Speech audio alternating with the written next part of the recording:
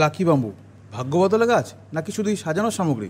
একটা গাছ আছে যেটা মাটি ছাড়াও বাঁচে, জল ছাড়া দিন কাটিয়ে দেয়, কিন্তু বিশ্বাস করো ওর ভেতরে লুকিয়ে আছে এমন শক্তি যেটা তোমার ঘরের ভাগ্য বদলে দিতে পারে। আজ গোল্ডেন ইনবক্সে আমরা খুঁজে বের করব লাকি বাম্বু কি সত্যি লাকি, নাকি এটা শুধুই একটা সাজানোর সামগ্রী।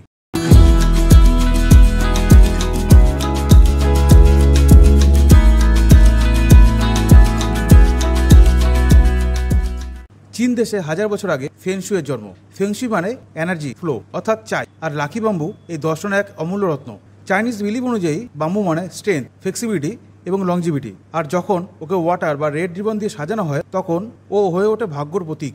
আমাদের বাংলায় যেমন তুলসী গাছকে পবিত্রতার আশীর্বাদের প্রতীক ধরা হয়, তেমনি চাইনিজ কালচারে লাকি বাম্বু একটা স্পিরিচুয়াল এনার্জি সোর্স। তুমি জানো কি লাকি বাম্বুর গাছের সংখ্যা আলাদা আলাদা অর্থ বহন করে? 2 স্টেপ হলো প্রেম ও ভাগ্য, 3 স্টেপ হলো সুখ, ধন এবং দীর্ঘায়ু, 5 স্টেপ হলো স্বাস্থ্য, 7 স্টেপ হলো ভালো স্বাস্থ্য, 8 স্টেপ হলো উন্নতি এবং 9 স্টেপ হলো মহান ভাগ্য। তাই উপহার দেওয়ার সময় সংখ্যাটা ঠিক রাখো, কারণ প্রতিটি সংখ্যা একটা বার্তা বহন করে। ভুল স্টেপ দিলে ভুল এনার্জি আসতে পারে। অনেকেই বলেন লাকি বাম্বু রাখার পর ঘরে শান্তি এসেছে, ব্যবসা উন্নতি হয়েছে, এমনকি সম্পর্কেও পজিটিভিটি এসেছে। এটা কি সাইকোলজিক্যাল এফেক্ট, নাকি সত্যি এনার্জি ফ্লো বদলে দেয়?